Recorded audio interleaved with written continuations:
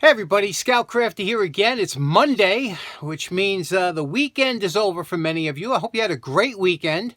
Things are really getting back to normal quickly here in New York. Actually, we had a very warm day here on Thursday. Actually, we had it was hit 75 degrees. I mean, it was crazy, but you know, March isn't over yet. It tends to go out with a bang, so, you know, keep an eye out for that. Anyway, we have a couple things to do today. Let's get started right away. Now, for today's project, I have done both of these pliers before. These are Kraeuter pliers. They were made for World War I. And these were carried by the troops to cut through barbed wire, things like that. And I did a couple videos on both of these. And I had one like this, and I restored it back to original, which meant I kept it. It came in kind of a black. And these, if you want to talk about war finish, these particular pliers, they put, I don't know what, I think they slathered tar, watered down tar on it because it was such a horrible finish. And unfortunately, a lot of these came to rust because the finish was really bad. But I always said I would like to do one of these up in kind of a Resto-Mod way. If ever I come across one that, you know, and this one was a perfect candidate because the bolt was missing. The original bolt was actually like a rivet like this. This is the smaller pair. And you can see here it says Kraeuter. And you can also see the U.S. markings. And again, and I always like these. I always like kind of the shape and the style. So I did this one. I did these up. Polished one is set up on one of my past videos.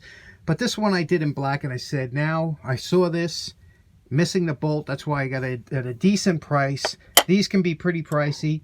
So let's get started on this. See what we can do.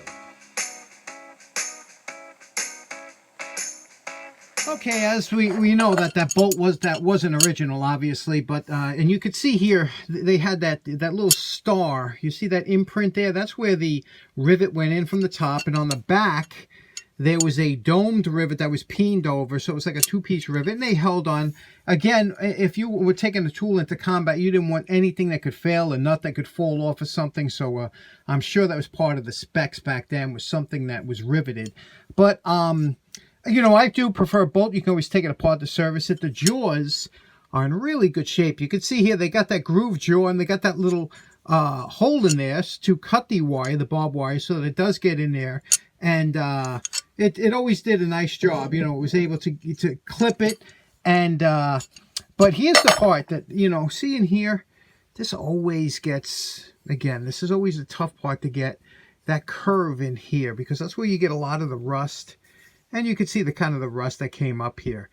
And at one time, I guess, maybe it was wire brush, because you can see it's a lot of staining instead of that rust that comes off on your hand. So let's get started. We're at our post-wire brush evaluation. What's interesting is that this is almost identical molds. So, you know, some pliers have a left and right side. These were all, I guess, identical, the whole set. So again, it made it easier. But you could see here, the stamping over here, you can see we got some, you know, I don't know if it's from the stamp. Again, it's patent pending, so I don't know. I got to look at my other one if that was had a patent number on it, but it's patent pending.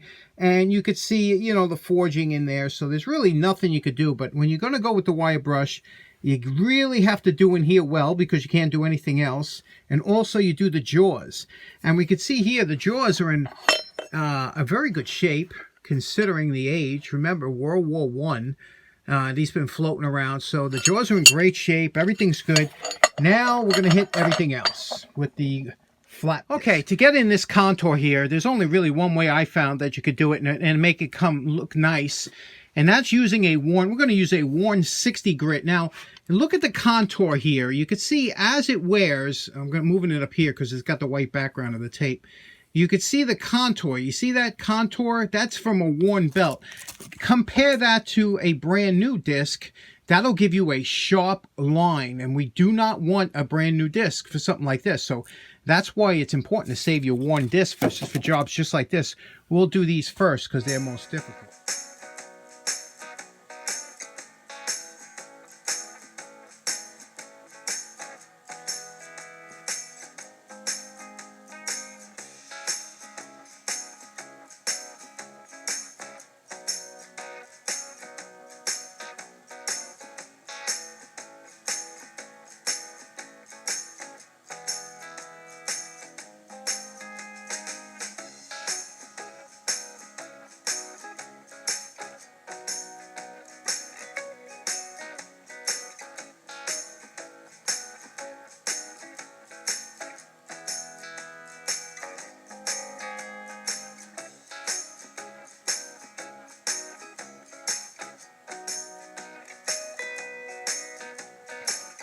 Okay, here's a part you usually don't see too often, and that's midpoint. This is all done with just the flap wheel. There is no belt sander yet, so you can see we have a little bit of a kind of a rough grind, but I'm telling you, I'm getting pretty good with that flap wheel. I mean, you know, where you don't see a lot of striations, and remember that was a 60 grit wheel, so you can see if you just have a light touch, you can really do a nice job on it. But we have to blend in the handles now, because you can see here, you know, we'll blend that in nicely. We'll blend it in here. Now, the reason I didn't go nuts on here is because I intended to put paint in here to go with the theme of the, you know, although it does look nice, all, you know, silver, but, you know, obviously this recess needs paint, over here needs paint, and of course this nut kind of ruins everything, right? But we'll fix all that. So it's coming along very nicely, isn't it? This is the part that gives you incentive to finish.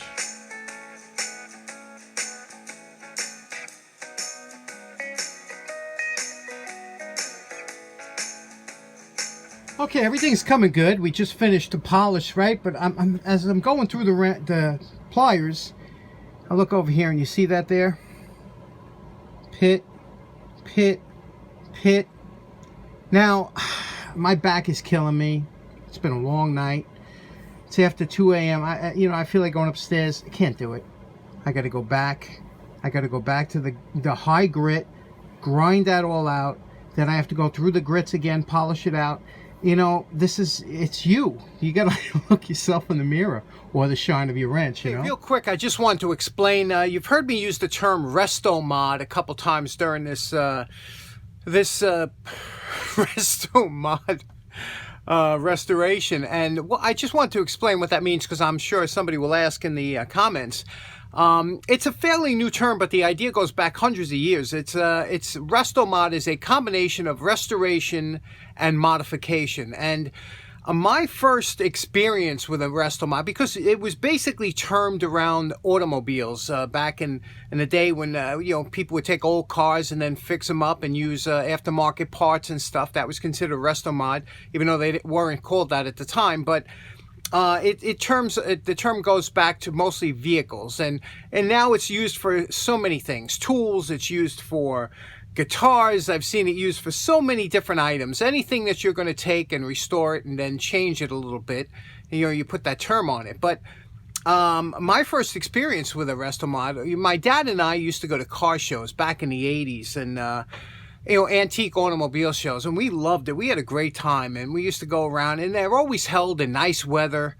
And you know, you take a walk. If you've never been to a car show, it's really a lot of fun, especially one that's kind of an old-fashioned car show, not one of the ones that, you know, the ones in the Javits Center, okay, but it's too crowded, it's indoors and stuff. You got to go to an outdoor, you know, go up, you know, far away from the city and just enjoy a good old-fashioned car show. Well, we would go, and one of the first cars we both saw that knocked us out was a 1955 blue and white. It was like an aqua blue and white Chevy, and it had, what was so nice about it is on the outside it looked almost perfectly stock, but when you opened up the hood, it had a 350 engine, which was not, you know, that 350 engine, 350 tranny, and it had a air conditioned, power steering, power brakes, 12-volt system, which would, you know, all these things that would, you know, so now we were both looking at that car saying, wow, here you could actually drive an older car and it would behave like a modern car. Well, modern at the time.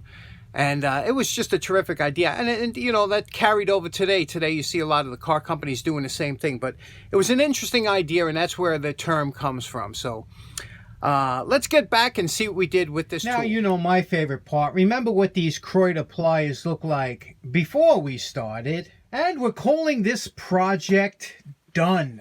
And you can see what I was trying to do here. We used a little bit of green, olive drab green in the inserts of the handle, and also in here to try and, of course it's a World War I, kind of a Resto-Mod look. Let's take a look at what we did. First of all, you know, we tried to take the top of the letters off here, you know, so you could see that what it says. And we made this rivet here, which is really the actual bolt that you saw that was on there. I just turned it down on the lathe, and then I took a piece of steel and made this little cap there. Everything looks real nice now, doesn't it? It's so nice and smooth in the hand. You know, everything's all polished out. Again, even left this here because you do touch it when you open and close the pliers, you know, the inside here. So it's interesting, right? It's an interesting, again, olive drab. Now, remember, when I do my color, you know, the Scoutcrafter red, it's because the warm colors, red, orange, yellows, they make the chrome pop. The flat colors or some of the greens and blues, they kind of take away from the, but it's an interesting look, isn't it? And, you know, some of you might like it. Let me show you how it works. You know, this is obviously, it's a good working plier. You could see here how easy it cuts through. You know, these were made to do the job, and they do work even after 100 years. So there we go. Handle's all done. Remember the little bit of pitting we had to go over and take care of. I didn't wax it yet, so this is just off the polish, but I'll put a coat of wax on later. So there we go. This World War I Kraeuter and Company. That's the larger brother for the smaller pliers that they had. This one's the larger one. You don't see these too often. And that's a little Resto-Mod for this one. Okay, so in closing, I hope you enjoyed this restoration today. And I'm actually ending this a little bit shorter than normal for the simple reason that I want you to check out a good friend of the show by the name of Time Flies in the Shop. You know, you've heard me mention him before. You got to go over to his channel. I'm going to put a link in the description. He found a tool, an antique tool store that just sells old tools. You got to see this place. It's in Ohio. We might have to make a trip there. We might have to pick a day and all go down to Ohio. I mean, for me, it's like an 8-hour drive. But some of you, if you're close, and it's so nice of him, Time Flies in the Shop, it's so nice for him to share this with us, because most people would kind of keep this as their secret stash. You got to see the tools that this guy has in his shop in Ohio. So, and it's really cool. Check it out. Check out the video. Thanks so much for tuning in. Hope you have a great day. Take care now. Bye-bye.